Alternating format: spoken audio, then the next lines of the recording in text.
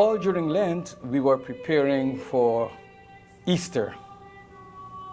All our efforts, we were working towards the Easter celebration. It's the high point of our lives as Christians, because it's not only about the death of Jesus, it's about his resurrection and his ascension.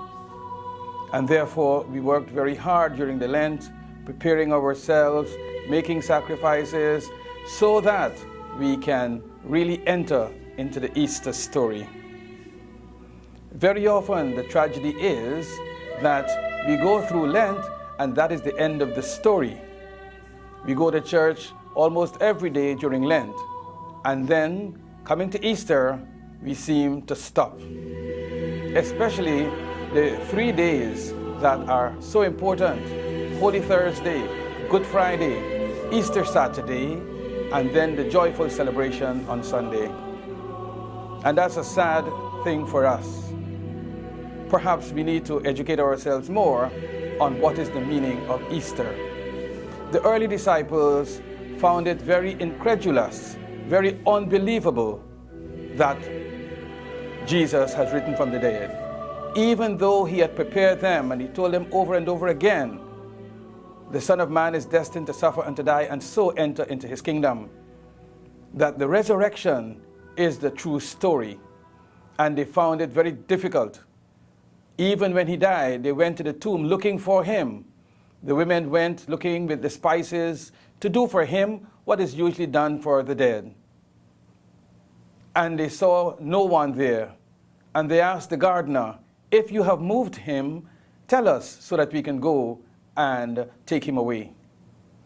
And Peter and James also went to the tomb and found it completely empty. And an angel said to them, "Why look among the dead for the living? He is not here, he has risen." And it took them a long time to understand that. Even though he was talking about his resurrection over and over again, it took them some time to understand that he is not dead, he's arisen. And later on, they saw him ascending into heaven.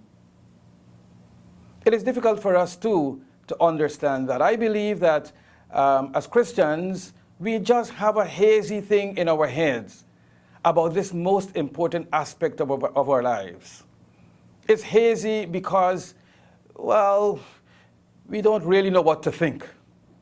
That this man who was dead and buried has arisen. It has never happened before. It was a new thing happening. And Jesus was preparing them for that, and yet when it happened, they could not understand, they could not believe it.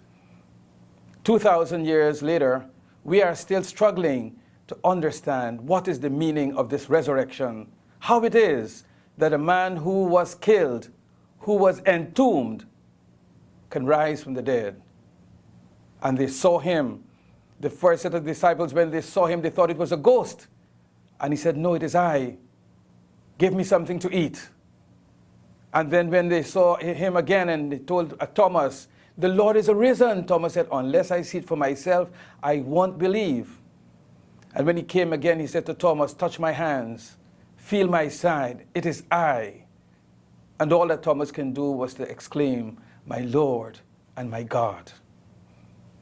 Perhaps we too need that experience of being able to say, after all our sacrifices and prayers and fasting during Lent, to be able to say on Easter, "My Lord and my God, you are alive.